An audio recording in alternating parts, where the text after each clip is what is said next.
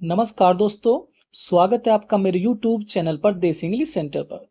दोस्तों एक बार फिर हाजिर हुआ हूँ इंग्लिश की शॉर्ट स्टोरी लेकर के। और दोस्तों इसमें बहुत सारे आपको एडवांस लेवल के न्यू वर्ड सीखने के लिए मिलेंगे। और दोस्तों कुछ इसमें फ्रेजल वर्ब का भी यूज़ किया गया है इस स्टोरी के अंदर, उन्हें भी आप नोट डाउन कर सकते हैं। तो सबसे पहले आप ये जो वर्ड मैं दिखाने जा रहा हूँ, इन वर्डों को इसी स्टोरी के अंदर यूज़ किया गया है, तो इन वर्डों को आप नोट कर सकते हैं, स्क्रीनशॉट ले सकते हो। ये वर्ड वो हैं जो इस स्टोरी के अंदर यूज किए गए हैं। और दोस्तों बहुत अच्छी बात होती है कि स्टोरी के साथ साथ हमें इंग्लिश वोकेबलरी की प्रैक्टिस हो जाती है वर्ड मीनिंग की। तो दोस्तों चलो वापस आते हैं हम अपनी स्टोरी पर। होम एलोन, आज की जो स्टोरी का नेम है होम एलोन यानी कि अकेला घर। वन डे, एक दिन, नीरज और सुरेश एक दिन वर एलोन, अकेले थे, इन दियर हाउस, अपने घर में। एक दिन नीरज और सुरेश अपने घर में अकेले थे। दोस्तों एलोन होता अकेले। दियर पेरेंट्स, उनके माता पिता हैड गोन, जा चुके थे, to a marriage ceremony. Dear parents, उसके माता पिता जो थे हैड गो, जा चुके थे, उनके जो माता पिता थे वो जा चुके थे। दोस्तों वाक्य कौन सा है? वाक्य हमारा ये पास्ट परफेक्ट का, जिसका अर्थ होता है, जिसकी पहचान होती है चुका था, चुकी थी, चुके थे। ठीक है, तो उसमें हम हैड का यूज करते हैं हेल्पिंग वर्ब के तौर पर। तो वो क्या था, उसके जो माता पिता थे वो जा चुके थे टू ए मैरिज सेरेमनी, एक शादी समारोह पे। मैरिज होता शादी और सेरेमनी का अर्थ दोस्तों समारोह। वे शादी समारोह में उनके माता पिता जो थे वो जा चुके थे। एड मिडनाइट यानी कि आधी रात में। एट मिडनाइट, आधी रात में। द डोर बेल, दरवाजे की घंटी, रैंग, बजी। आधी रात में दरवाजे की घंटी बजी। दोस्तों रैंग क्या है? ये रिंग की सेकंड फॉर्म होती है, RING, रिंग। रिंग माने बजना है, बजाना।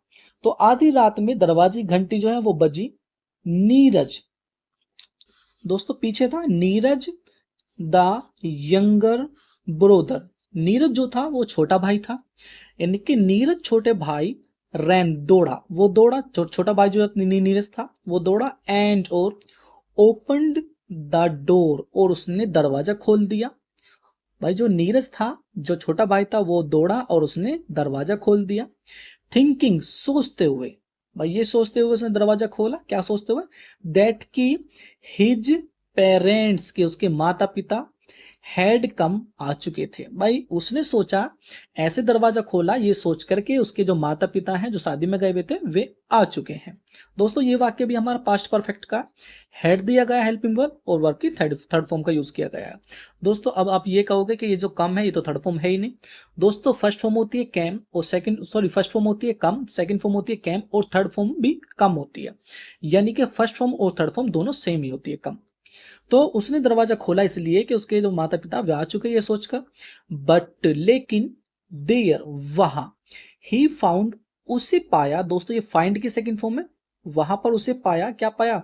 ए स्ट्रेंजर, एक अजनबी, स्टैंडिंग, खड़ा हुआ, एट द डोर, दरवाजे पर। उसने वहां पर दरवाजे पर एक अजनबी को खड़ा हुआ पाया। स्ट्रेंजर का अर्थ दोस्तों अजनबी।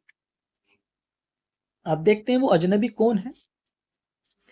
एक्चुअली, वास्तव में, एक्चुअली का दोस्तों वास्तव में, ही वॉज ए थीफ, कि वह चोर था। वास्तव में क्या था? वो एक चोर था जो अजनबी था।